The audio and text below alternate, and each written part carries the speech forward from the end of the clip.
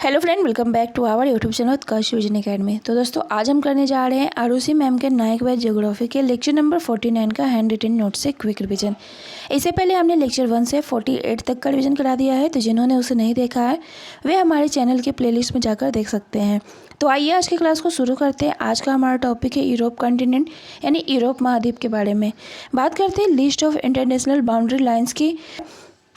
बात करते हैं रेड क्लिफ रेखा की। तो रेड क्लिफ रेखा जो है इंडिया और पाकिस्तान के बीच है। ड्यूरेंट रेखा की बात करते हैं तो पाकिस्तान और अफगानिस्तान। मैकमोहन रेखा जो है इंडिया और चाइना। और हिंडनबर्ग रेखा की बात करते हैं जर्मनी और पोलैंड के बीच स्थित है। नेक्स्ट हम बात करते हैं मैनरहिम रेखा की। तो यह जो है रसिया और फिनलैंड का सीमा रेखा बनाता है। और ऑर्डरनेस की बात करते हैं तो जर्मनी और पोलैंड का। तथा 17वीं समांतर रेखा जो है उत्तरी वियतनाम को दक्षिणी वियतनाम से अलग करता है।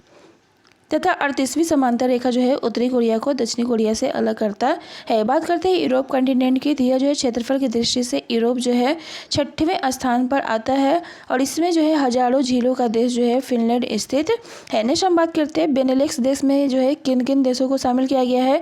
तो बेनेलक्स देश में जो है 3 देशों को शामिल किया गया है, जिसमें जो है उसका नाम जो है बेल्जियम, नीदरलैंड और लग्जमबर्ग है। इसके नाम में ही जो है इसके देशों का नाम छिपा हुआ है, जिसमें बे का मतलब है बेल्जियम, ने का मतलब है नीदरलैंड और लक्स है लग्जमबर्ग। नेक्स्ट हम बात करते हैं बाल्टिक कंट्री यानी बाल्टिक देश में कौन कौन से देश शामिल है।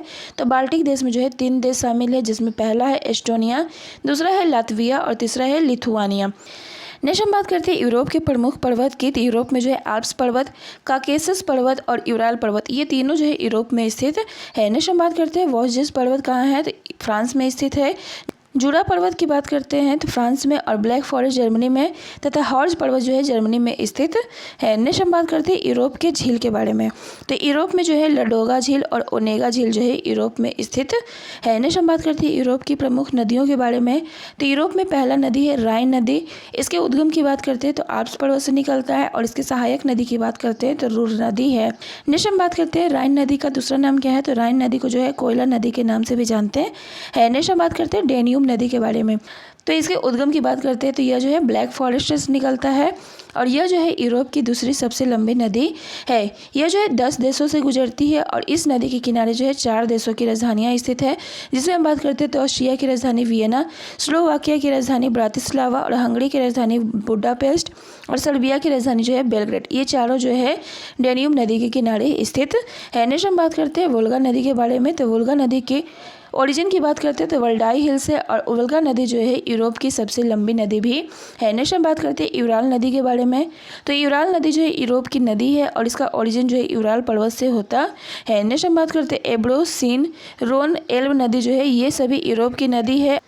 और बात करते हैं पेरिस शहर जो है सीन नदी के किनारे स्थित है। तो आज के लिए बस इतना ही। मिलते हैं नेक्स्ट लेक्चर के रिवीजन में, तब तक के लिए बाय बाय।